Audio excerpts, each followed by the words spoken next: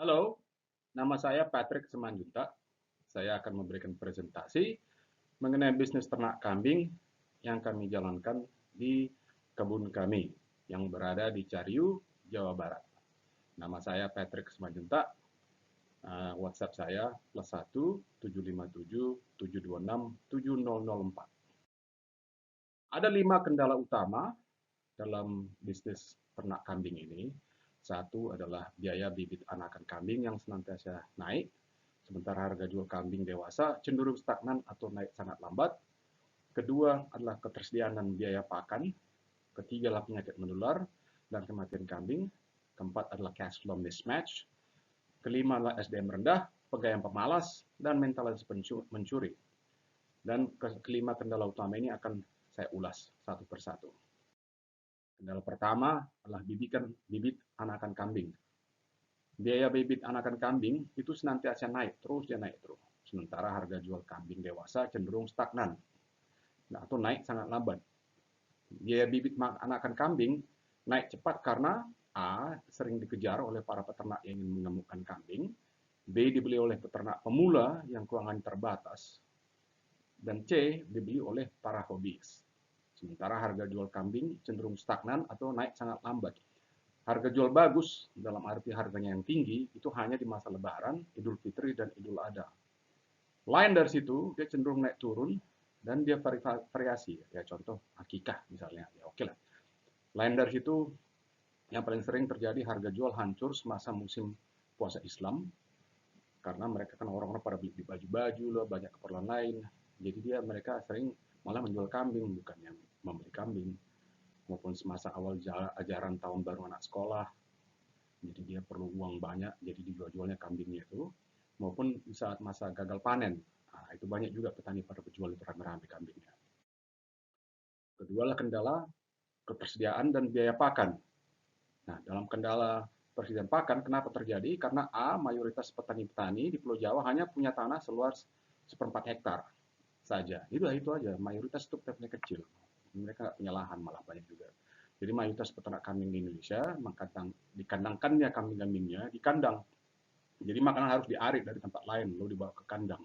Itu kesediaan kendalanya, ketersediaan pakan. Dan dalam hal biaya pakan, nah kita perlu tahu bahwa rumput hijau itu mengandung 12% protein. Sementara pakan non hijau itu adalah hanya 3% protein.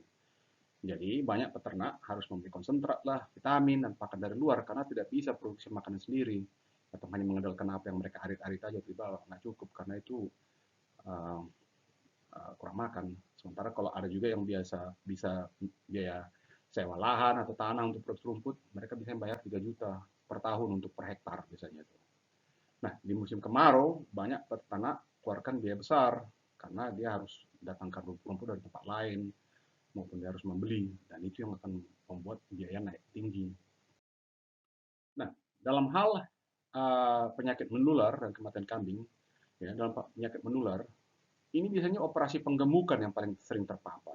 Karena apa? Karena setiap berapa bulan itu kan dia sering imporkan, mendatangkan potensi penyakit menular dari luar.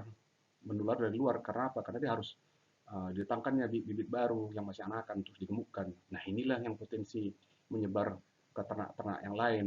Itu yang membuat mereka jadi mampus semuanya itu. Baik dari dermatitis atau cacingan, skabies, pneumonia, dan khususnya penyakit mulut dan kuku. Udah banyak yang pada mampus itu gara-gara PMK. Sementara kalau operasi peranakan sendiri, dia relatif lebih aman karena kan cuma dia aja yang apa kan karena dia relatif isolasi dari ternak-ternak dari lokasi lain. Jadi dia bukannya 100% aman, tapi paling enggak lebih kecil lah probabilitas dia menular. Nah, dalam hal kematian kambing, karena kambing di kandang, maka makanannya itu sering tidak seimbang karena mereka sebatas apa yang bisa pemiliknya ngarit aja atau bisa membawa.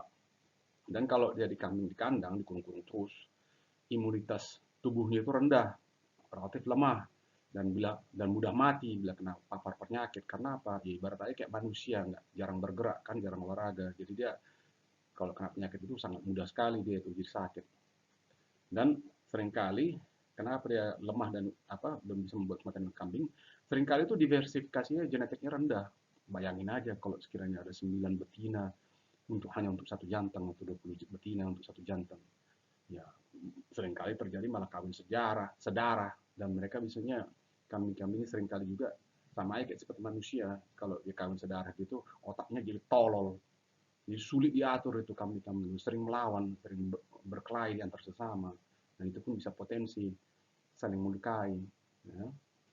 Dan seringkali kalau dia kematian kambing, inilah yang paling banyak membuat peternak bangkrut. Kalau tiba-tiba banyak ternak yang mati secara massal, contohnya kayak PMK, udah berapa banyak itu peternak-peternak kambing yang bangkrut buat gitu.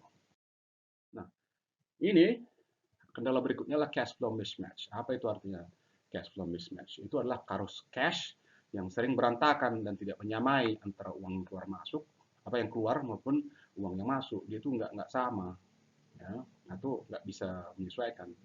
Jadi pengeluaran sehari-hari itu kan rutin dan rutin senantiasa keluar, tapi memasukkan uang hanya per 6 bulan. Jadi saat penjualan kambing aja, entah itu 3 bulan, 4 bulan, 5 bulan, 6 bulan, yang mana-mana lah. Tapi yang namanya pengeluaran kan ada aja. Ini sakit, harus renovasi, uang ini, uang itu. Jadi itu yang membuat banyak peternak jadi apa? Jadi hancur. Keuangannya itu mismatch. Nah, ada juga peternak yang terlalu menggebu-gebu hatinya membeli kambing untuk masuk ke bisnis ini, lalu dikeluarkannya segala macam uang, tapi dia lupa maupun dia kehabisan uang di tengah hari, di tengah jalan untuk biaya sehari-hari. Jadi operation cost itu macet gitu. D, kadang dia kambing-kambing itu dipercayakan ke orang lain untuk dijual, minta tolong dari mana. Tapi setelah semua terjual, ternyata orang yang dia minta tolong itu untuk menjualkan itu, ternyata itu orang yang kesulitan uang. Jadi begitu dapat uang, dibayarnya lo utangnya atau gudik atau gimana kan, melarikan diri lah dia, berbohong lah, bermaaf diri lah, segala macam keluar mulut gitu. Ya peternaknya mampus kan, karena dia padahal dia sendiri juga perlu uang kan untuk membiayai operasional dia. Sekaligus juga memang bisa juga ini pegawainya yang tidak, pegawai itu sendiri yang tidak jujur. Jadi kambing laku 2,5 juta, tapi dibilang cuma laku 2 juta per ekor. Nah, itu juga cilakannya di situ juga. Inilah akhirnya kita masuk kendala kelima, SDM rendah, pegawai pemalas, dan mentalitas mencuri. Jadi di Indonesia itu SDM itu artinya sumber daya manusia, itu mayoritas mereka pendidikan SMP atau ke bawah, SD atau malah putus sekolah gitu. Dan banyak juga pegawai yang pemalas, ingin kaya, ingin makmur, ingin cepat hasil, segala macam lah keluar revolut gitu. Tapi ini manusia pemalas, nggak punya integritas, dan memang manusia sampah itu memang gitu. Ya susah kan. Dan di Indonesia ini seringkali itu punya mentalitas mencuri. Jadi orang-orang Indonesia itu, salah satu jeleknya kebudayaan Indonesia itu jiwa jujur itu sangat rendah. Jiwa altruism dalam arti membantu orang lain tanpa pamrih itu sangat rendah di Indonesia itu, sangat rendah. Jiwa membantu rendah sekali. Jadi yang tanam atau berusaha satu orang, tapi yang ingin panen ada 10 orang. Jadi nggak masuk di otaknya dia itu ajaran bahwa siapa yang bertanam, ya itu yang panen. Bukan disuruhnya kau tanam, tapi orang-orang lain ingin ikut panen. Kan ngaco itu ajaran seperti itu. Malah ada juga kadang-kadang mencuri itu dijustifikasi, malah diajar-ajari oleh pemuka-muka agama. Oh, saya kan miskin, bila saya mencuri dari si A, karena si A itu orang kaya, maka kita apalah bila saya ambil sedikit saja. Oh, enggak ada izin dari A. Ya, itu kan sama dengan mencuri. Wow, itu kan orang miskin, itu kan orang kaya. Ya, apalah susahnya itu sedikit, apa dikit aja lah mencuri gitu. Sejak kapan mencuri itu adalah legal? Coba. Tapi itulah mentalitas Indonesia, jeleknya Indonesia ini. Jadi strategi semuanya itu apa? Kami akan beli anak-anak kambing, lalu kami kembang biakkan sendiri aja. Jadi anak-anak kambing itu diajar hidup, hidup bersama dengan anjing-anjing. Jadi dia itu bisa apa? Mulai dari kecil kita sudah pupuk apanya itu, kesehatannya itu, imunitasnya itu.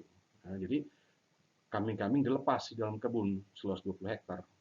Siang-siang hari supaya dia bisa makan, malam-malam udah di kandang itu aja. Nah, kambing itu dilatih supaya bisa makan, cari makan sendiri. Karena tubuh alami bisa kuat, nggak perlu kasih vitamin, nggak perlu vaksinasi, maupun nggak perlu kasih makanan tambahan. Jadi biaya utama untuk mengurus kambing ini hanya untuk obat anti cacing, contohnya Vermoran, jadi itu mebendazole 500, atau ivermectin, itu pun juga untuk parasit segala macam, dan fipronil untuk ngontrol kutu-kutu. Udah itu aja. Lain dari situ nggak ada biaya ekstra lagi yang sebagai marginal cost, nggak ada. Karena yang lain-lain itu semuanya fixed cost bagi kami. Nah, kambing itu sendiri bukanlah bisnis utama. Jadi marginal cost itu sangat minimal. Semua biaya-biaya lainnya adalah fixed cost. Karena tujuan utama dari kambing, kami melihara kambing itu, sebetulnya adalah taiknya dan kencingnya untuk menjadi pupuk di kebun. Karena tujuan kami itu adalah menaikkan soil organic matter-nya. Dan ini adalah bagian dari strategi regenerative agriculture yang ingin kami terapkan sini. Nah, dalam hal operasional, kami hanya perlu satu pegawai saja. Itu pun dia itu cuma kerja sampingan aja. Karena kambing hanya dilepas satu kali per hari, antara jam 12 siang sampai jam 4 siang, supaya dia bisa mencari makan sendiri. Karena kambing adalah ruminant, maka rumput yang dia makan akan dia kunyah kembali nantinya. Jadi itu, kalau nggak salah, ruminant itu perutnya ada tiga atau gimana gitu, jadi dalam arti dimakan rumputnya itu masuk dulu, nanti setelah itu dia kok sekira pas lagi duduk dulu dikunyahnya satu hari penuh, itu dikunyah-kunyahnya itu dimuntahkan lagi, dikunyah-kunyah lagi sampai dalam. Jadi sebenarnya cuma perlu makan sekali sehari karena ngunyahnya itu suatu panjang hari itu nanti itu. Nah, di kebun itu sendiri, kalaupun ada potensi pencurian, tapi biasanya pencuri-pencuri itu mereka tidak mencuri di siang hari, tapi dia mencuri di malam hari. Kenapa? Kalau siang-siang sering saya lihat itu dilepas-lepas orang kampung sendiri berkeliaran, kambing-kambing di mana-mana, kita nggak tahu siapa pemiliknya, apa siapa nggak, ngangon juga nggak ada, tapi nggak ada pencuri karena mereka itu nggak mau mencuri secara apa, secara terbuka gitu aja, karena kalau siang-siang kan bisa kelihatan siapa yang mencuri kan, mereka bisa digebukin orang kan. Jadi mereka biasanya mencuri itu malam-malam. Jadi siang-siang dia apa, pura-pura alim, malam-malam jadi maling. Nah, jadi para pencuri biasanya malah kalau mencuri itu masuk ke kandang ternak itu sendiri, lalu disembelih kambing itu dalam kandang. Jadi yang mereka curi itu dagingnya aja, lalu mereka melarikan diri. Mereka nggak mencuri satu kambing utuh gitu, karena apa? Karena kalau dia tarik segala macam di tengah jalan dia bunyi kambingnya ngek ngek ngek ngek segala macam gitu, ya kan bisa ketahuan orang kan. Nah, ketahuan dia lagi mencuri, ya itulah digebukin orang kan, malah dimatikan orang kan. Nah, ya, dalam hal ini hanya untuk apa, keamanan, ya itulah mengapa kami banyak gunakan anjing-anjing Doberman dan herder. Jadi di malam hari mereka lah yang memberikan perlindungan gitu. Tapi di siang hari ya itulah memberikan tenaga untuk menggiring maupun menggembala kambing-kambing itu sendiri, maupun memberi perlindungan kepada kambing-kambing dari semua potensi bahaya gitu loh. Nah, itulah kami latih, makanya mulai dari kecil kambing-kambing itu kami latih, kami besarkan supaya dia mereka bisa hidup bersama dengan anjing-anjing, dan mereka menganggap itu udah kayak teman sendiri, udah saudara sendiri gitu loh. Malah di kebun kami, kambing-kambing itu malah bermain-main itu apa dengan anjing kami. Nah, potensi marginal return on investment. Kenapa saya bilang marginal? Karena ini hanyalah marginalnya aja secara margin. Jadi kalau sekiranya beli anakan kambing dari orang lain, beli dari pasar hewan misalnya, harga anakan itu yang umur 2 bulan, 4 bulan itu pokoknya asal udah lepas susu lah ya. Itu kira-kira 15 ribuan lah ya. Nah, biaya obat-obatan selama 1 tahun, ya, ingat obat-obatan itu adalah Vermoran, Ivermectin maupun fipronil. Itu kira-kira bilanglah, kita bilang satu ekor itu 100 ribu. Udah, dia makan semua kita nggak hitung karena toh dia mencari makan sendiri kan. Dan kita asumsilah harga jual kambing dewasa itu 200 ribu. 200 2 juta per ekor gitu. Jadi prediksi keuntungan untuk setiap ekor itu adalah 2 juta kurang 500 kurang 100, jadi keuntungannya 1.400 ribu. Jadi kira-kira 1,4 juta. Jadi marginal return on investment dalam 1 tahun, kalau kita ambil 1.400 dibagi 500, kira-kira bilanglah hampir 300% itu return on investment dalam 1 tahun. Ya, tunjukkan sama saya di mana investasi apa kamu taruh, entah di bank, kamu naruh uang di bank, bungamu itu paling cuma 4-7%. Itu pun dimakan nanti sama pemerintah 20% pajak pendapatan. Udah gitu apa namanya lagi, dihajar lagi kau dengan inflasi. Jadi betul-betul return investment paling cuma 1-2% aja bersih gitu. Itulah sebabnya bagi orang-orang petani-petani itu, orang-orang kampung itu nggak ada gunanya bagi mereka itu punya bank di BRI atau di Mandiri atau bank manapun. Bank mereka, tabungannya mereka itu adalah justru kambing. Karena disitulah bagi mereka dilihat dalam tempo 1 tahun itu return investment itu ya antara 100-500% atau lebih. Nah, malah kalau sekiranya bila kita ternakkan anakan kambing sendiri, jadi harga anakan nggak dihitung, jadi biaya obat-obatan selama 1 tahun itu anggaplah 100 ribu. Harga jual bisa dewasa dia 2 juta. Jadi prediksi keuntungan dari setiap ekor kambing itu apa, 2 juta dikurang 100 ribu, yaitu 1,9 juta. Jadi marginal return on investment-nya itu dalam 1 tahun 1,9 juta dibagi 100 ribu, itu kira-kira 1.500%. Ini sangat-sangat tinggi sekali, sangat-sangat menguntungkan sekali memang mengurus kambing ini, kalau selama biaya operational cost itu bisa ditekan sangat tinggi sekali, gitu loh. Udah begitu aja ya. Bila ada pertanyaan, silakan kontak saya. Tapi memang investasi untuk ternak kambing ini sangat menguntungkan, dan khusus untuk kami di Juntak Foods, di perkebunan kami di Cariu sana, itulah yang akan kami lakukan, peternakan kambing ini.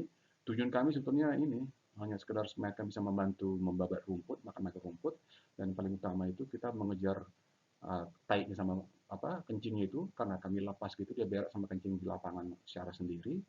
Maupun ketiga ya, sebetulnya kita mau menaikkan soil organic matter untuk meningkatkan kesuburan dari tanah itu sendiri, jadi akan membantu menaikkan produktivitas output atau panen dari kebun kami itu, dari durian, alpukat, pepaya maupun buah-buahan lain. Itu tujuan kami. Jadi kami nggak murni hanya mau beternak untuk kambing aja.